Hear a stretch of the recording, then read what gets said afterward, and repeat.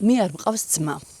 შესაბამისად, როდესაც ჩემი მშობლების სახლში მოვდივარ, არანაირი უხერხულობის შეგრძნება არ მაქვს, რომ ვიღაცას ვაწუხებ. არადა ეს განცდა არაერთი ქალისგან მომისმენია, რომელთაც მშობლების სახლში ხვდებათ ძმა და რძალი და თვითონ თავს გრძნობენ სტუმრად. ეს ყველაფერი კი იმის დამსახურებაა, ჩვენი სამწუხარო ტრადიციებიდან გამომდინარე, ბიჭს რჩება ყველაფერი და გოგოს ხშირ შემთხვევაში არაფერი. და ჩემი აზრით ეს არის ძალიან დიდი და ძალიან ცუდი შეცდომა მშობლის. მაშინ, როდესაც კანონი არ ასხოვებს გოგოს და ბიჭს ქონების მიღების და გადაცემის კუთხით, აი მშობლები როგორ ვანსხვავებთ? როგორ შემიძლია მე ჩემს ბიჭ-შვილს მივცე გაცილებით უფრო კარგი სტარტი ცხოვრებისთვის, აი ამ ქონების მთლიანად მისთვის გადაცემით და გოგოები დავტოვო ფაქტობრივად ჰაერში.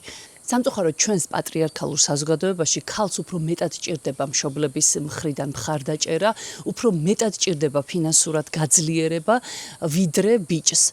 არაერთი შემთხვევა მქონია, როდესაც პირდაპირ შევხვედრი ვარ ქალებს, ვინც ითმენს ძალადობას მხოლოდ იმის გამო, რომ წასასვლელი არ სადაქვთ, რომ მშობლების სახლი მათთვის არ არის თავშესაფარი, რადგან თურმე ეს მშობლების სახლი ეკუთვნის მხოლოდ და მხოლოდ ძმას და რაღაცნაირად უხერხულობის მომენტი აქვთ, რომ ზედმეტ ტვირთად არ დააწვნენ აი ამ მშობლებს და ძმას და რძალს. აი არ არის ეს სამართლიანი და ვერ ხვდები თუ შვილი გიყვარს, როგორ უნდა მოექცე მას ასე, რომ დატოვო ჰაერში და მთელი შენი ქონება გადასცე ბიჭს.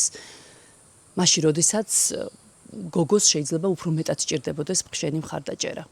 ჯერ ერთი შვილმა თვითონ უნდა ეცადოს და მშობლის ხელშემყური არ უნდა იყოს და თვითონ უნდა სცადოს ცხოვრების აწყობა, ქონების დაგროვება და თვითონ უნდა უზრუნველყოს საკუთარი მომავალი, მაგრამ თუ მშობლების ქონებაზე მიდგება საქმე, მე ნამდვილად ვერ ვიზამ იმას, რომ მთელი ჩემი ქონება დარჩეს ბიჭს და გოგოები დავტოვო ჰაერში. უბრალოდ არც ადამიანურად მიმაჩნია ეს ტრადიცია, არც სამართლიანად, არც როგორც მშობელი არ ვიქნები მართალი ჩემი შვილების წინაშე. თქვენ რას ფიქრობთ?